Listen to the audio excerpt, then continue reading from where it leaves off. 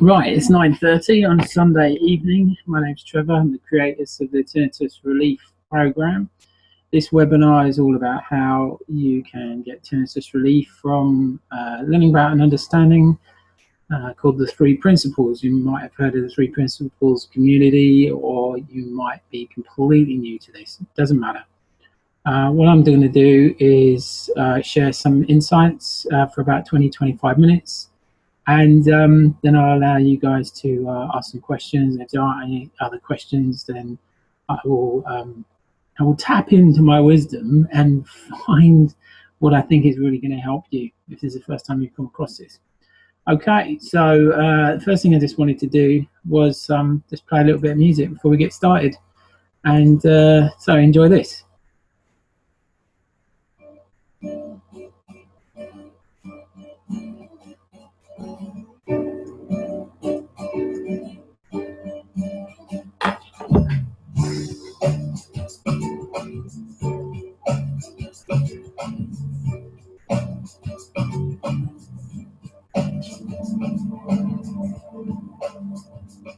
It's true, I can feel it in hold on emotions, they will only make us smile. You know, I know, but you know, it ain't so serious.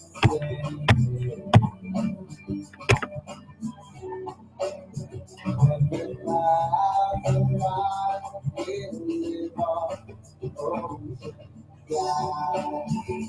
Wow, so the sun's gonna shine on everything in the sky. So the sun's gonna shine on everything. Okay, so I hope you enjoyed that. That's the Lighthouse Family, and the sun's going to shine on everything you do. So yeah, here we are. The first thing that I wanted to talk about was just sharing that wherever you're at is okay, wherever you're at in your tinnitus journey. My tinnitus journey, I am probably about 3 or 4 years since I got my first diagnosis. I always talk in terms of scales as to where my tinnitus is. So I would say to a prospective client, I would say, you know, where are you on a scale of 1 to 10? And they might say, oh, I'm an 8 or a 9 or whatever. And the truth is, I'm probably down to about a 2 or a 3. It doesn't bother me massively. I have to be a little bit careful. We'll talk about that later. But essentially, I can sleep, I can get on with my life, I can do most things that I couldn't do when I was first diagnosed. It's funny to say this, but I live in hope of a total recovery where it disappears, but probably live the lifestyle where that's very unlikely, mainly because I like music. I love music. I love going to gigs. I love TV, and I love film, and I love stage, and so I'm pretty much surrounded by that sort of AV, you know, audio visual environment quite a lot of the time. So that's a personal choice for me. I know it aggravates my tinnitus, but that's my passion. That's what I enjoy doing, and I'm sure if I didn't go to gigs and concerts and TV shows, you know, I'd probably be a lot better. But at the moment, that's what I like doing, and that's what that's what it enables me to do. To be honest, when I was first diagnosed with tinnitus, I didn't think I would do any of those things again. I didn't want to be anywhere near any sound. Sound was my enemy. It really was. I remember birds, leaf blowers, chainsaws, police cars, helicopters. When it got wet and cars went through the rain, it would just tear through through my head, the sound was unbelievably painful. If there was a squeak of a microphone at a microphoned event, as a workshop or a seminar or a training or something that I was doing in connection with my theatre, it was like a drill going into my head. Really, really hurt, and it was really, really painful. I'm still aware that there are certain sound situations that can cause damage, and it's interesting because I didn't really plan it, but I went to an event where it was very, very loud, and I actually got really bad tinnitus again, ringing in the ears. So I had it almost for a second time, and in some ways that's why I want to talk to you guys, because perhaps I was getting like, oh, okay, I'm coping with it and blah blah blah, but that was a real wake-up call, because I had to go through the whole experience again. But from my understanding of the three principles, which I'm going to share with you, what that meant was that it was less scary, and that it hung around for less, which was a real relief, because I remember coming out and thinking, okay, it's been one day and I still got ringing in the ears. It's been 2 days, I still got ringing in the ears. And I started to feel my panic building up like the original time. It was like I was reliving the original experience. I felt my panic building, and then suddenly it was like I caught myself and I was like, wait a minute, this is what my clients are going through at the moment. This is exactly what they're going through, except I'm looking at it from an experienced pair of eyes with a lot of wisdom coming to the situation. And the wisdom that I had in that moment was that if I thought about it and I started to create the same scenario that I had before, then I'll be in a worse situation. It wouldn't go away. And so, you know, how did I make that go away so quickly? Well, the truth is that I didn't make it go away so quickly. All I did was just remember that it can disappear, and that the basis of what it was feeding on was all this thought, was all this paranoid thought, was all this panicky thought about I'm going to be stuck with this forever. Now, having had an experience where I wasn't stuck with it forever, I could then look back on it and go, well, actually, I know there's a very good chance that I'll recover very quickly from this. I just got to stay away from loud music. I've got to take it easy, get plenty of sleep, drink some water, treat myself, and take my mind off it, do something else. You know, so in that respect, what I decided to do was to write a book,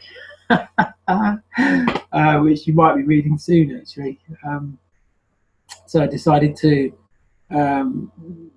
write the book about what I understand about the three principles, and that really helped me to get through it quite quickly. So, yeah, there you go. So wherever you're at, it's okay. It's totally okay. And my heart goes out to you, because I know this is a weird diagnosis. This is a weird label. It is officially uncurable. That doesn't mean it can't disappear. It doesn't mean that you can't get used to it, and you can't. It can't disappear from your radar and become less important. And that's really what I am teaching you, is that all the time you're focused on the problem and wanting it to go away, it will not go away. What you need to do is to focus on your well-being and your relaxation, and then what will happen is your body will relax into a healing state. There's no other way I can say it, but when you're stressed and feeling tension and worried, and I know you feel like that sometimes, or maybe all the time, your body cannot do the job that it was designed to do. I heard something really interesting today about when we cut ourselves, when we have a little cut, we don't look at the cut and think, oh my goodness, it's never going to heal. But with big things, we tend to do that. We tend to think, oh, well, you know, I've got tinnitus, it's never going to heal, or I'm never going to be able to do this again, or do that again. And it just isn't the case. That isn't true. The body still has an innate healing mechanism. It has a way of coping with things. I've worked with people who have hyperacusis, extreme sensitivity to noise. And sometimes when I'm working with them, I remember how birds just seem so loud. And I just wanted to turn the volume down on the birds. And there's a real, sometimes you want to shove your earplugs in. And I do sometimes, even I think, wow, the world is really noisy. And I put my earplugs in. But it's not something that I do to escape the pain anymore. That's something that I just choose to do. That's because it's funny because when I put my earplugs in now, what I do is I hear my internal breathing, and I find it actually really, really calming. And that brings me to a really good point, that life is flowing through your body all the time. However you think, maybe, see, in my experience, when I had very, very bad tinnitus, I was in my head a lot. I was really in my head a lot, and I was really worried about it and thinking about it and finding strategies for it and coping it and talking to people and studying it and researching it. And it was all in my head, and there was just so much going on in my head. And what I forgot about was that life is flowing through us, through me, through you, through all of us. We're all connected. We're all part of this life force, that stuff that helps us heal. And there is a link to our thinking. Like when our thinking slows down, when your thinking slows down, what happens is that allows your wisdom to come up through the gaps in your thinking. Okay, you can think of it a bit like bubbles bubbling up from underneath and then bubbling to the surface. That's what your wisdom is like. And your wisdom sounds like a really poncy word, right? It seems like, oh, wisdom. But when you hear truth, when you get a feeling that it isn't about the words, it's about the feeling. It's about somebody sitting down with you and saying, look, you've been focusing on your body for a long time, and that isn't what it's about. It's a psycho-spiritual problem. It's a psycho-spiritual illusion. It's not even a problem, because it is actually part of the natural way that we create our experience. So, we're part of this big life force thing, this interconnectedness, this thing that makes flowers grow, that makes plants grow, that brings the seasons, that nurtures our environment and nurtures us as human beings on the planet. It's not exclusive. We all have it. We're all part of it. It's all part of an intrinsic gift that we have inside and that flows through us, right? But on the other hand, we also have freedom of choice, and we have thoughts that come into our heads. Like they come, they seem to come from nowhere, right? But they're always there, always thoughts coming up. But the nature of the thought is that it's just coming up and then disappearing. And what we're doing, or what you're doing when you have tinnitus, is you're latching onto that thought. You're latching onto the thought about it will never go. You're latching onto the thought about I can't sleep. You're latching onto the thought about, why was I so stupid? You're latching onto the thought about why me? Why, just the depression thoughts, the anger thoughts, the frustration thoughts. Once you latch onto those thoughts then get more energy, because you focus, what you focus on becomes bigger. So you focus on that thought, you push energy into that thought, and then when you push energy into something, you create something. So you create, well, quite honestly, in my case, it was a monster. You create a monster. You create someone who just not only has tinnitus, but is beating themselves up all the time because they can't cope properly in life. And that's just like this circle, this horrible cycle, this circle of searching, not finding, beating up, searching, not finding, beating up, and then frustration and fear and all of these incredibly intense emotions that originate as thought in your head. Because even if you're feeling fear, you're feeling, I remember when I was diagnosed, I felt so scared. I just didn't know what the hell was going on. It's like one time, there I am, it's all peaceful, I'm doing yoga, I'm doing Tai Chi, I had this countryside house, I lived in the countryside, it was beautiful. There's a river, babbling brook down the road, and hardly anybody visited. It was just in the middle of nowhere, a beautiful area. You could run, could take photographs, could do whatever you want. I thought it was paradise. I thought it was idyllic. But I tell you what, when I was in paradise and I went from that peace to ringing in the ears in 3 different ways. Wow, the only word I can use is torture. For me, it was torture. Life was torture. Being awake was torture. Living in that quiet place was torture. And so not only was I having regular torture, and it's funny because I know a lot of people who have different ailments, and what they tend to say is that that ailment is different throughout the day. But I don't think I've ever heard of that it's always there. Whereas with tinnitus, I think the frightening thing about it was that it was always there. It never went away. From when I went to sleep, I would wait until I was exhausted, and then I'd fall asleep, and then I would wake up and I could hear the tinnitus, and then I would go through the day and I could hear the tinnitus, and I'd go to work, and it's just constantly there, everywhere in the background. I think that's a unique thing that we have to deal with. I think it's an extra layer of thought on us that just doesn't give us any respite. And what we're looking for, see, people come to me and they say, I want my tinnitus to stop. But that isn't actually what you're looking for. You know, what you're looking for is just a little bit of respite, a little bit of relief, a little bit of calm. And then, like I say, once you have that calm thinking going on, it doesn't matter if you've got tinnitus still. Your tinnitus can be here. Like sometimes I think my tinnitus is like about here.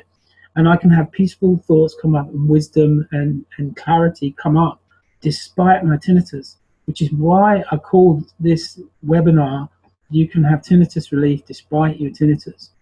Because I'm not saying that it's going to go away. It's different for everybody else. It's different for everyone. We're all unique. We all have complicated reasons as to why we have experienced this condition.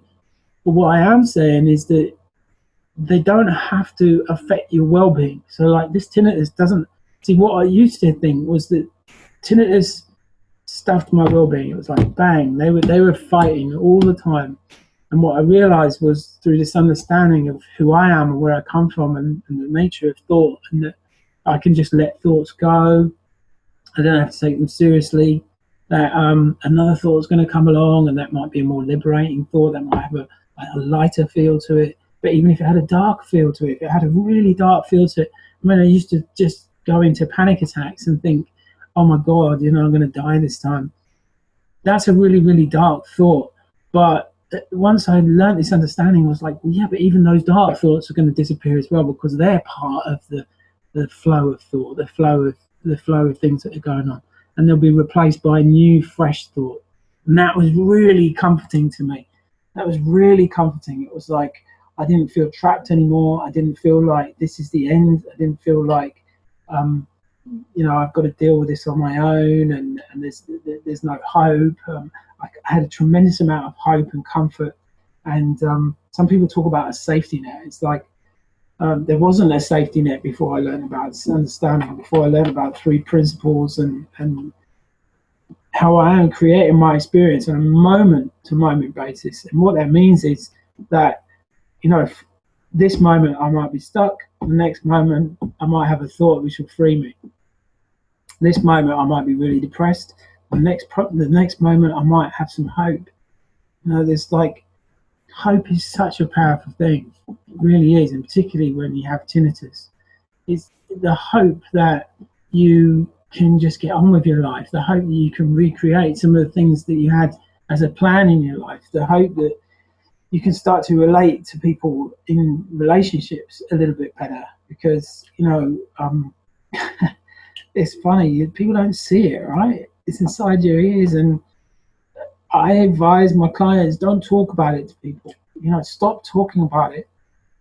But that takes a lot of guts, because you might be feeling rough one day, and then your tinnitus is high, and to not talk about it, but to just think, well, it's high, and perhaps I've got some thinking going on. Perhaps I've got some old thinking going on, and maybe that, that's just going to die down and disappear, and something else will come in, and it will be replaced, and I'll feel better. Knowing that you're going to feel better at a certain point in time, even if it's just for a few seconds, and knowing that in those few seconds you can have a glimpse of wisdom and clarity and love and comfort that comes from within, that's provided from you, that's been with you the whole of your life, and it's just a natural part of that process.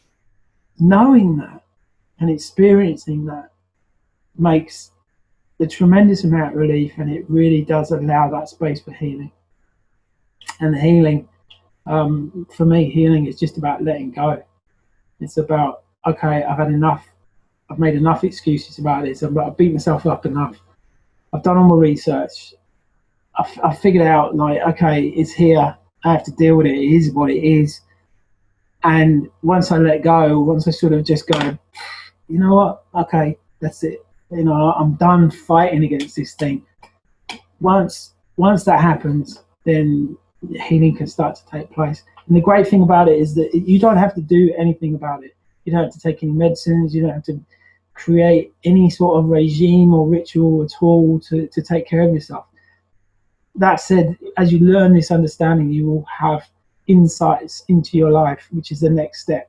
It's like, for example, I had an insight, and I talk about this on my videos before, that if I have a lot of sugar, my tinnitus is very high.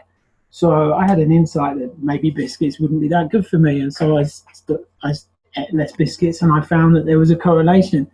That doesn't mean that it's the biscuits that's causing the problem.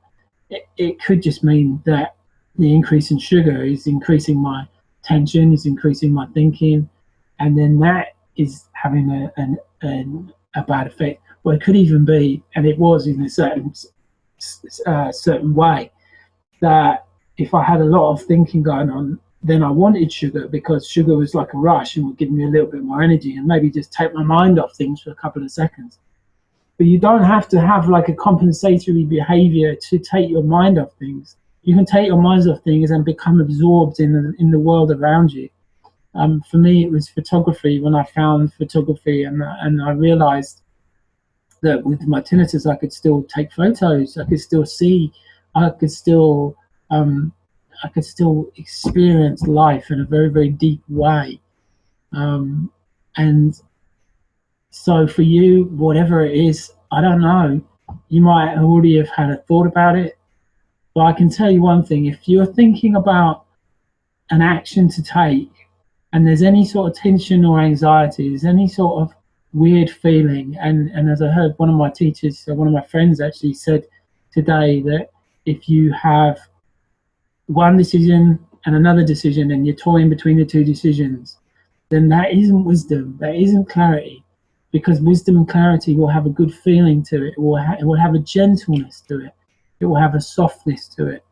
It will be very, very different. It's what I call the aha moments. It's like common sense. It's like I was when I'm telling stories and I say, oh, I had an insight. Sometimes I say instead, it occurred to me. It just occurred to me, and it just occurred to me. And I was like, oh, that's such a good idea. It's such a good idea. And then if from that good idea, it just seems really easy and effortless, and that there isn't that tension of, I need this, I need to do this, because there's a lot of, I need to do stuff in tension. There's a lot of, particularly with tinnitus, it's like, I need to get rid of this tinnitus. I need to find a cure. I need to, I need to have peace. I need to have calm. I need to have clarity. All the time you're saying, I need, that is creating a tension. That's creating a, like, that is taking you away from the energy that is going to help you. Because the energy is going to help you is like the photography, is like the poetry, it's like writing. It's that absorption. It's that absorption in the moment, and that absorption in the moment, which can happen in anything. Some of the Buddhists talk about absorption in washing the dishes. I've experienced it a bit, but, and I don't really like washing dishes. I prefer taking photos. But you may find it anywhere, and that's the whole point. you know, these videos that I put on YouTube where I put my top 3 suggestions for dealing with tinnitus. A lot of people fight with me about that, and they respond back to me and they say, "Oh, well, that isn't the case for me. That just isn't, you know, that doesn't work, or it's the complete opposite." And that's really encouraging. And you know why? Because we're all different and we all have different thinking. And if I said, well, okay, it's because of caffeine, it's because of sugar, it's because of lack of exercise, but then somebody had caffeine, had sugar, didn't do any exercise, and it, you know, and it didn't go up, it didn't increase, it didn't cause them a problem. And what that says to me is that it isn't those things that's causing the tinnitus. It's something at a deeper level. And that is why I, in my experience, have come up with the idea that it is the thinking, it is the habitual thinking around what it is like to have that experience of tinnitus and what it could be like in the future. That is the thing that traps people. That is the thing that accentuates the symptoms. And then from that thinking, you know, if you have a fearful thought, there's a chance that you're going to try and do something to break that fearful thought. I don't know what it is, but for me, I guess it's like you freak out, or you have alcohol, or you medicate, or whatever it is. It's just to get away from that thinking, right? But you don't have to get away with the thinking. You just learn about this understanding, and that's my invitation to you, is to learn more about this understanding, and to come onto these webinars and ask me questions about the understanding, and to take on board the ideas that's in the Tinnitus Relief Program, which is an online video training. And it goes deeply into the 3 principles, and it goes deeply into your understanding of where thought comes from, which I've found has been helpful for my clients and helpful for myself. And that is really the start of the journey, you know. And the thing that really encourages me about this understanding is that there is nothing you have to do. There are no techniques. It's literally just listening and feeling a good feeling, and then hearing words on a deeper level. You know, so if you feel like, if you feel a good feeling, and you sometimes, when I listen to people talking about spiritual matters, when they're connected to their body and health and well-being and thought and all that stuff, sometimes I get to the end of it and I'm like, do you know what, I can't remember a word he said, or I can't remember words he said. But if I have a good feeling and I haven't attached onto the words, because it's not the words that I'm talking about, it's the feeling. And everywhere, everyone that I've ever seen create healing from within and change their life in incredible ways, it's always come from hearing beyond the words, hearing at a deeper level, talking, if you like, soul to soul. Me speaking to your soul and awakening something in your soul that allows you then to have some insight about, you know, what would really help your well-being, what would really help your relaxation. You know, what would you like to get absorbed in? What have you been missing since you've been diagnosed with tinnitus? What are you scared of not having? You know, and is it time now to reach out for those things and just take a bit of a risk in the unknown? Because what we're really talking about is the unknown. You see, there's a scary unknown, and the scary unknown is like, is that noise ever going to stop? You know, is it going to drive me crazy? Where's it come from? Am I always have this? And that unknown of the future, that scary unknown. But there's also the unknown that you never know what's going to happen in the next moment. You never know what's going to happen with your thinking. Just like me, I never ever thought that I would end up doing acting and musicals and being in TV adverts, extras work, being in a movie. You know, this is from a place where I lost my confidence completely. I lost my job. I lost my girlfriend. I lost everything. And all I did was just focus completely on my tinnitus, and to the ruin of the rest of my life. And then to think that even with that, I had the courage to step onto the stage. I had the courage to reach out to people again, to re-embrace life, to get to know my family again, to get to know my parents, to develop a relationship with my niece, and to take care of pets and dogs. And there's so many things that I just never thought I'd be able to do. And I guess what I'm trying to say to you in a roundabout way is that if you look in your life, you will find, and your wisdom will inform you and guide you to the richness again of life, to your true creative nature in life, to relationships that are fulfilling, to overcoming challenges with courage and with clarity and with love and with all of those qualities that are masked by that noise. I heard a really amazing thing the other day. Someone was talking to me about how human beings have the ability to tune into their wisdom.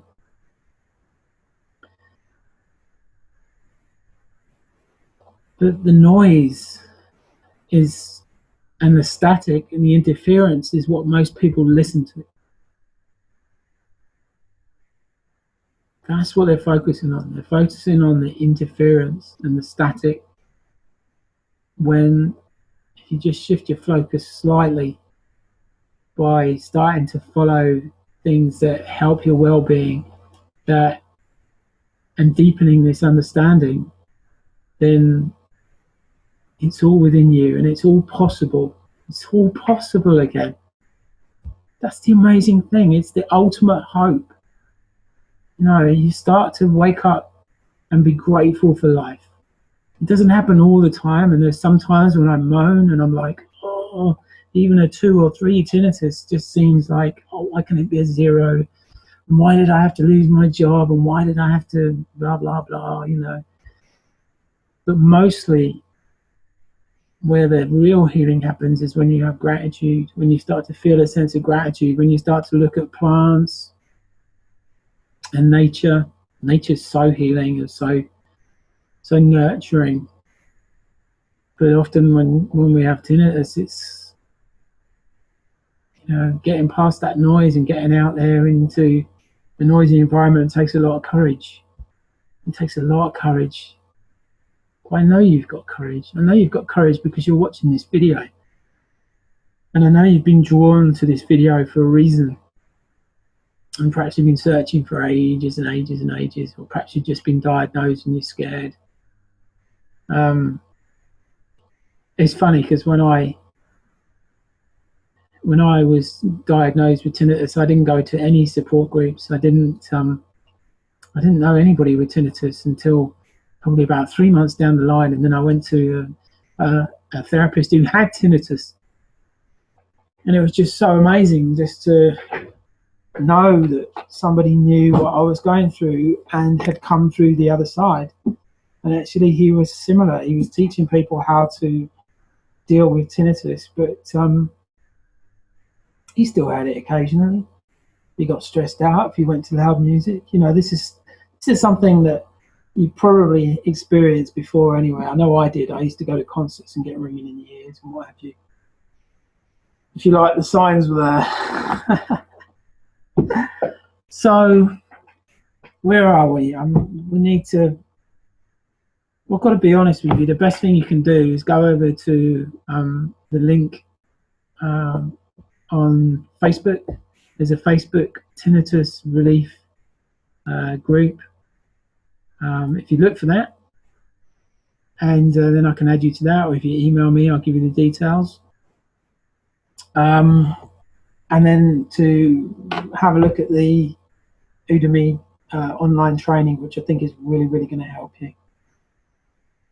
And just keep tuning into these webinars. planning to do them about every 2 weeks. But I also offer one-to-one coaching if you're in that situation like I was, where you just need some answers and you need someone who knows what you're going through and can show you, point you in the direction of your own wisdom so that you can start to heal your body from within and start to create that life that you really, really deserve. Then my contact details will be on my web page, on my Facebook page, in my emails, and just get in touch. And we'll do something like this. We'll do like a Skype one-to-one, and we'll help you through some of the worst stuff and deepen your understanding, because that's what's really going to help you. Me giving you a bunch of techniques isn't going to help you that much. Some will hit and stick, and others won't.